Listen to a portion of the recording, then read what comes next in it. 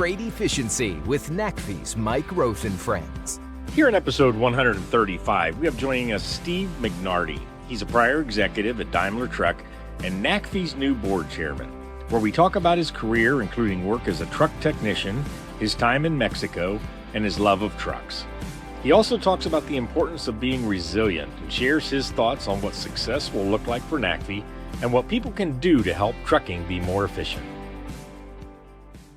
Today we have joining us Steve Mignardi. He's a prior executive at Daimler Truck and now board chair for NACFE. So interesting two roles. We'll probably talk about both of those, Steve. Thanks for joining us today. Are you ready for this? Absolutely, Mike. I'm happy to be here. Thank you for having me. First of all, before we get started, most of your correspondence has your given name, Stefano, but you always go by Steve. Everybody talks to you with Steve. Anything to share there? I mean, I'm sure you're proud of both names. Yeah, it's a funny story. I tell people my mom named me Stefano because my parents came from Italy. They immigrated to Toronto. There was a street in Rome she loved the name of, and she named me after that street. But when I got to kindergarten, my kindergarten teacher struggled with the pronunciation, so she nicknamed me Steve, and that's the name that has stuck throughout. And then having worked for Daimler, you always have to use your legal name, and so Stefano came out again, and that's I use both, but whatever people are happy or comfortable calling me, I go with. Well, I pronounced it wrong, so it's Stefano. So I think I'll keep calling you Steve. How about that? That's perfectly fine. And yeah, and it goes back to my beginnings, Mike. Like I came from a humble beginning, and my parents were immigrants, and they both had two or three jobs. They were struggling really hard and had a very strong work ethic, and that's where I learned my work ethic. Like I worked super hard throughout my career. That's fantastic. And it's not uncommon for trucking folks to work their way up. The trucking industry, which I'm sure we'll get into, it's got lots of jobs from truck drivers to maintenance, repair technicians to I've had people on the podcast that say I started sweeping the floor of my dad's dealership, so it's not uncommon at all. This industry has a way of just grabbing us and pulling us in. I agree. In fact, that's how I learned. My dad was a trucker, one of his many jobs, and then he became an owner operator in Southern Ontario, hauling everything from nickel sludge to groceries to steel coils, you name it, he hauled it. And that's how I got into the industry. In fact, his first truck was a Kenworth, and then his second, third, and fourth trucks were Freightliner, and that's how I got hooked. Every weekend as a kid, Mike, I would grease the truck, wash it for him, get it ready every Sunday night before he departed on Sunday nights. So he worked really hard, and I learned a lot about trucking then as a kid.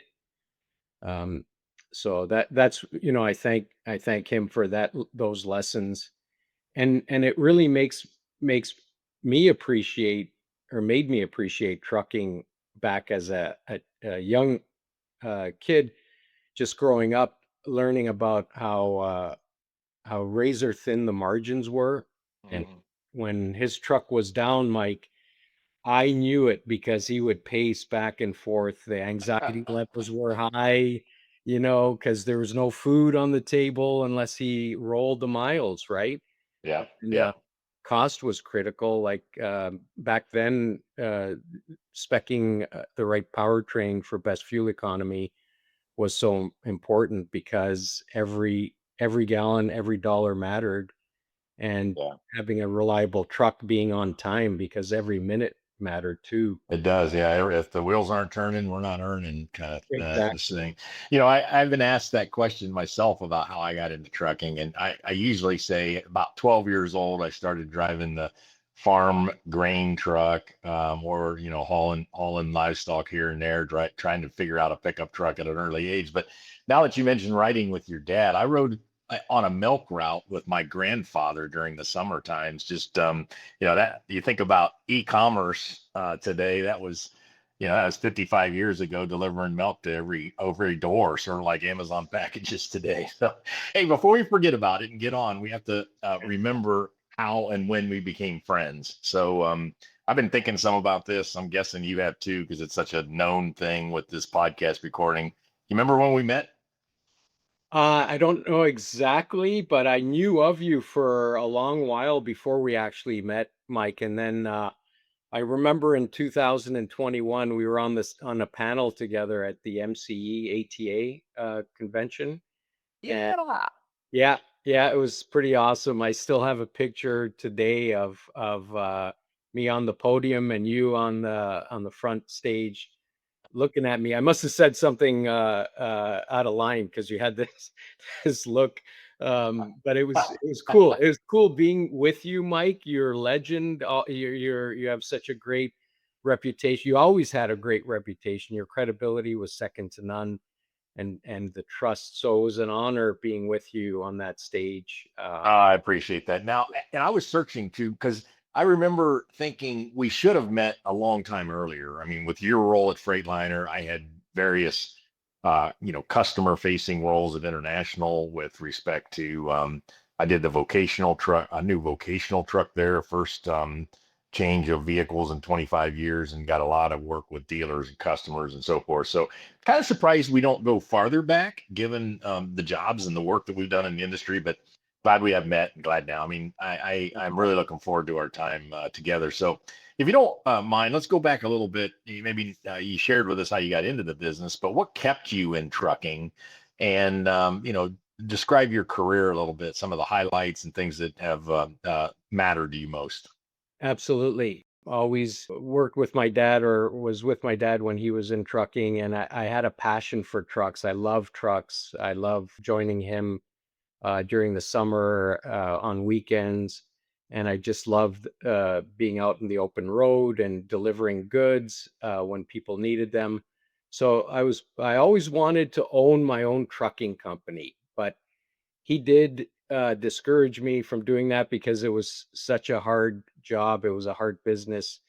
But he definitely encouraged me to stay in the industry, and I ended up becoming a technician because I wanted to learn. I wanted to learn about trucks. It was so important to learn the mechanical aspects.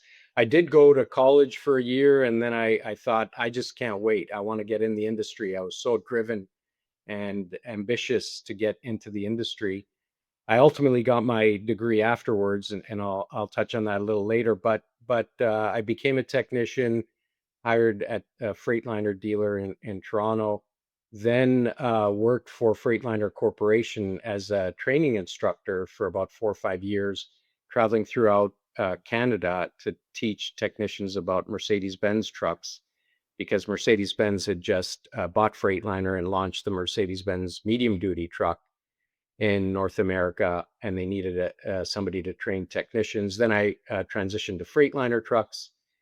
I was given the opportunity in the 90s when NAFTA was signed between Canada, US, and Mexico to become a liaison between Mercedes-Benz Mexico, which built and distributed Freightliner trucks in Mexico, and Freightliner Corporation. So I was the first expat for Freightliner. Yeah, it was neat, fun fact. Very first one. And I remember the management team when I went to Portland. I sat down with HR, uh, comp, and benefits, and they said, "Don't worry, we'll figure this out. We need you down in Mexico, and we got this expat agreement. We'll figure it out." And we did. We ended up working things out, and it was an exciting career in Mexico. It was exciting in many ways because our fleets in U.S. and Canada started shipping goods into Mexico, in and out of Mexico, but they weren't familiar with how things operated. So Freightliner needed somebody to support customers in Mexico. Shortly after I moved there, the economic or the peso crisis occurred, where the peso devalued from 3 to 10 pesos per dollar, and that was a tough time because inflation rates in the country got up to 52%, and lending rates got around 100% throughout 1995. So it was a crisis situation. We had shut down our plant for at least 12 months, and it was an opportunity for me because I then became part of the leadership team to find a way to survive. And we did everything from strategy sessions. We even thought about, well, what do we build in this plant? Do we get into bicycles, motorcycles, buses, everything? Everything was on the table.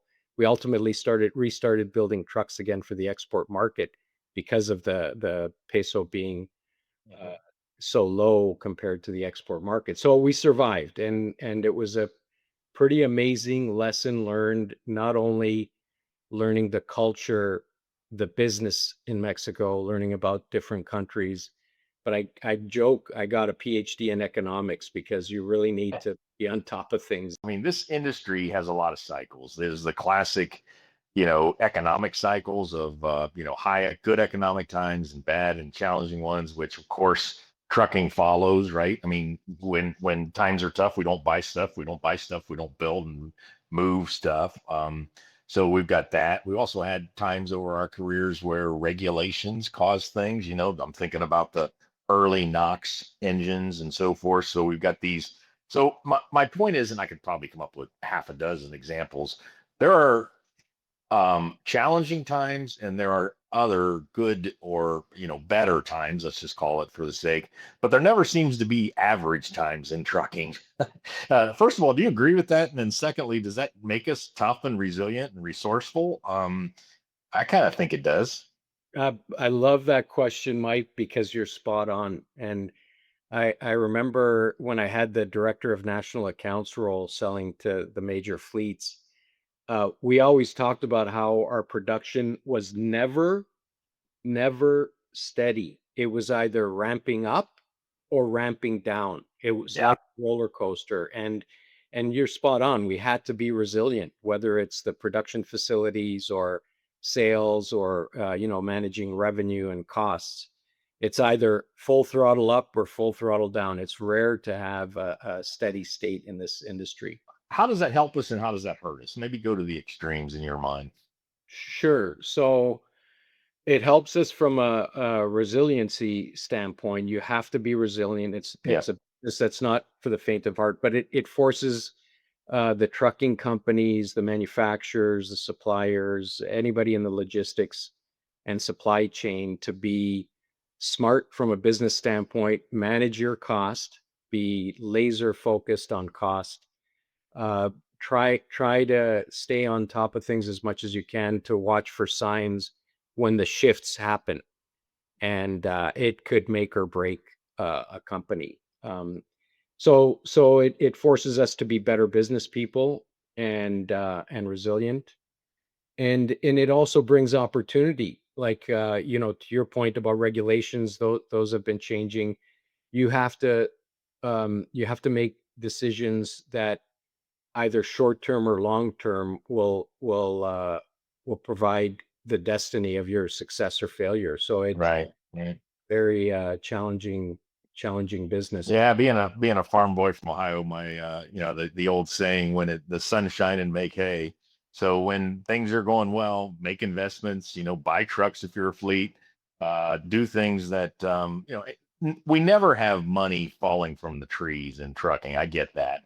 On the other hand, there are times where it's better to take action because things get tight on the other end. So I interrupted your career. I think when you were about to head out of Mexico and come back to the States. So go ahead, Steve. And one of the things I always strive for was to work and live in the United States. For me, it was a dream, and an opportunity came up to transition out of my expat role and get a full-time job or position at Daimler in national accounts. And I managed one account at that time, and it was Schneider National when they started buying trucks from Freightliner back in the 90s. And it was a great lesson for me to learn about a major fleet and how they operate, and the challenges that they have. Like you'll hear them say this: every minute matters. Whether it's a major fleet or an owner operator, you have to be efficient, and you have to be smart from a business standpoint. So yeah, I was a national account manager. Then the economy in the U.S. kind of shifted, and we reorganized our field staff. I became a district manager in Minneapolis for 8 years because I'm sorry, I should back up. I moved from Mexico to Charlotte, North Carolina, near our Cleveland Hmm. factory, Hmm. and visited Green Bay often. Then I relocated to Minneapolis for 8 years to manage a district on the sales side and continue with Schneider. Then shortly after that, I got a promotion to be director of national accounts, and that's where I kind of went back to school. In order to get that promotion, I had to complete my degree, and so I spent many nights and many weekends studying. It was a sacrifice, but it was well worth it. Sacrifice because that was kind of the peak time when my kids grew up, and so it was tough because I was working hard in a career, and then I studied at the same time, and they were amazing kids, and yeah, and I'll come back to them in a minute. But I became director of national accounts, moved back to Charlotte, North Carolina, and that was right when the Great Recession occurred in the U.S. in '09, '08, '09 era. And Times. yeah, so what I learned in Mexico helped me for sure when I had to go through the Great Recession. I built a team. It was a small team, lean, and we were responsible for about 30 to 35% of all sales. And it was just a small team. And I kind of joke, but it was a great metric to follow. Because we sold to the major fleets, our revenue per employee was the highest globally. In fact, our CEO back then brought that to my attention, and I Yeah. started measuring it. Yeah. So it was something to be proud of because we sold more trucks and made more revenue per person than any business unit in Daimler. You were part of a global organization before a lot of us in trucking were. I mean, you think about, you go back to, you know, when we started our careers, you had U.S. truck OEMs buying from U.S. engine OEMs and putting together trucks for the U.S. market. But, we've seen this globalization occur. And like you mentioned, the early Mercedes-Benz ownership and Daimler, then you kind of had a front row seat to this, what's now, Volvo Truck and Traton and Volkswagen and International, on and on and on. Yeah, it's just a nice, interesting career of yours that being able to see what you saw from your desk in the industry. After my director of national accounts role, I took the vice president of market development, where I had the experience from the customer. I managed many of the councils, the on highway customer council, the EV Hmm. council, the dealer JAD group, etc. So we would take input from customers, and we would try to define a roadmap um, for our product. And we had to keep the transition of what was happening globally with the regs, with customer needs, the business patterns shifting. And it goes back to the comment earlier, like you make a decision today, and you can appreciate it based on your career, Mike. You make a decision today when you're developing a product roadmap, and you won't see the benefits, positive or negative results, for 5 or 6 years down the road. So every decision is a strategic bet. Yeah, and those like whether it's dealers or customers, those councils, I've ran a few of those myself in my career, and actually we've done some workshops and so forth, even at NACFE with that sort of spirit. And it's hard. I mean, because when you're buying current products, you're very tactical, trying to figure out axle ratios and this, that, and the other. But when you're thinking about, okay, well, what do I need in my let's just stick with trucking. What do I need in my trucks? But it's all kinds of decision making we all make and what we buy and procure and so forth. But when asked, like, what are you going to need in 10, 20 years? That's a really hard thing. Or like, what's at the root of why you want a roll down window on your truck or a this, that, or the other? What's at the root of that? And are there other better ways to satisfy a need? Those are really interesting. When that goes well, that sort of customer focus group. Some call it quality function deployment when you try to figure out what do customers really need and then find interesting new and better ways to solve those needs.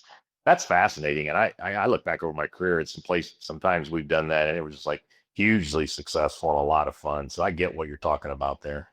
Yeah, I agree. It was the best part of the role. And what was interesting is part of that function, my responsibility was to provide input on what products to build in the future. And my Mhm. response was always, I don't know. I don't buy trucks for a living. Let's talk to our customers. Let's listen to our customers. Let's ask them. Let's get their input. And that was one of my strengths, I think, throughout my career was always being very close to customers, listening to their needs, and working, collaborating, and co-creating together. Very rewarding. Tell us about deciding to retire, and then let's move into what brought you kind of quote unquote out of retirement to do this. Sure. Yeah, great question.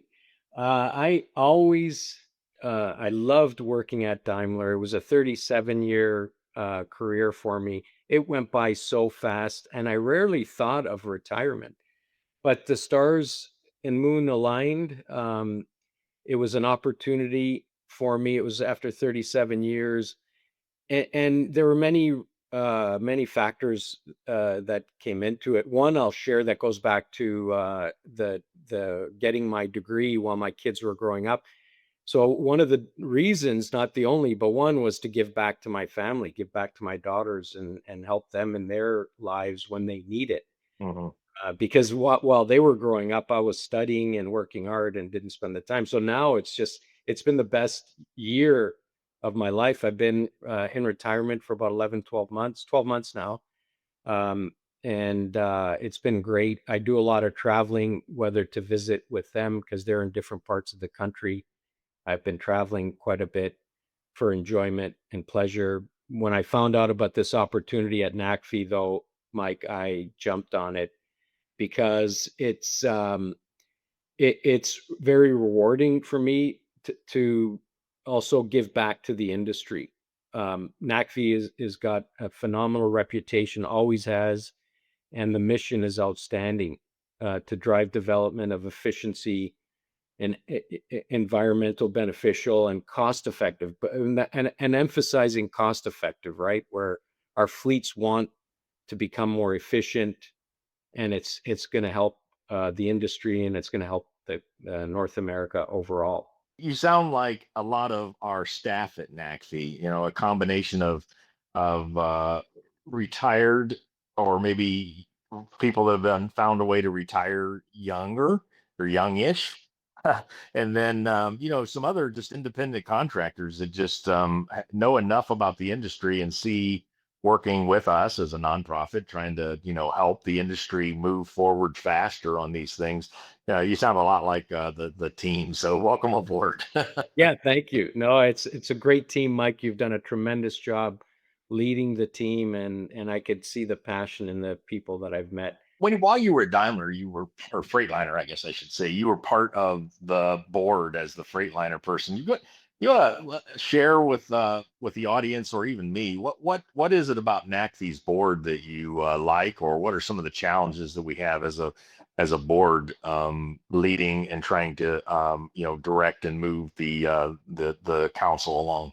Yeah, that's a good question. So I think the biggest challenges are the cost of future technology, anything that will provide efficiency, whether it's to a fleet or to a manufacturer, there's cost involved. Managing the regulatory landscape, and it's great, Mike, that the regulatory agencies view NACFE as a great source as well. It's also a challenge getting the entire industry together because it's so fragmented, the thousands of customers, whether it's a single operator, medium duty, small fleet, or a major fleet leasing company or truck equipment manufacturer. So it's very fragmented, and it's a challenge to deal with all these factors, but very rewarding because when Yeah. you look at the results, Mike, over the years, it's been tremendous. I always say that our